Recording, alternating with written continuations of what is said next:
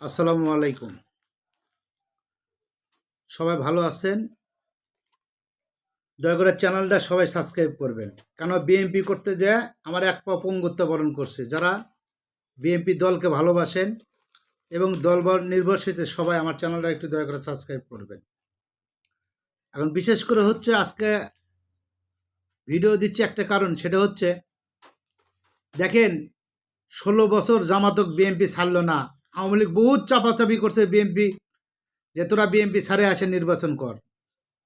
আজকে সেই জামাত আজকে বিএনপিকে ফাঁসি ফালার জন্য বিরোধিতা করে।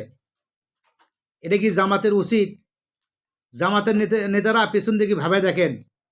এই 16 বছর শেখ হাসিনা বহুতবার বলছে জামাতক বিএনপি বলছে জামাতক সাড়ে আসে নির্বাচন যোগ দাও।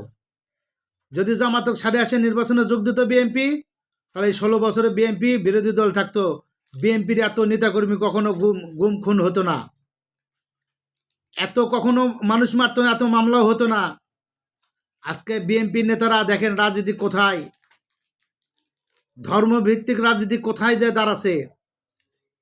জামাত ইসলামেরা কতটুকু স্বার্থের জন্য করে, সামান্য একটু স্বার্থের কারণে, একটু স্বার্থের ব্যাঘাত হলেও তারা বলে ধর্মভিত্তিক রাজনীতি করে, তারা ইসলামে রাজনীতি করে। ইসলাম কি বলছে যে তোমরা গাদ্দারি করো? এটা আমি আমার জ্ঞানে কখনোই পাইনি। তার সাথে হেফাজত ইসলামও তার সাথে যোগ দিচ্ছে। যে মামুনুল হক, আর কি বলবো মামুনুল হকের কথা, আর হাত পাকার কথা তো বলাই যাবে না। যারা 16 বছরে আওয়ামী লীগের সাথে যারা রাজনীতি করছে, গাদ্দারি করে, তারা আজকে মনে করেন বড় নেতা হয়ে বসে আছে চরমলাই। এই চরমলায় ভণ্ড বড় নেতা হয়ে বসে আছে। ভালো থাকবেন, সুস্থ থাকবেন, ভিডিওটা বেশি বেশি করে শেয়ার দেবেন।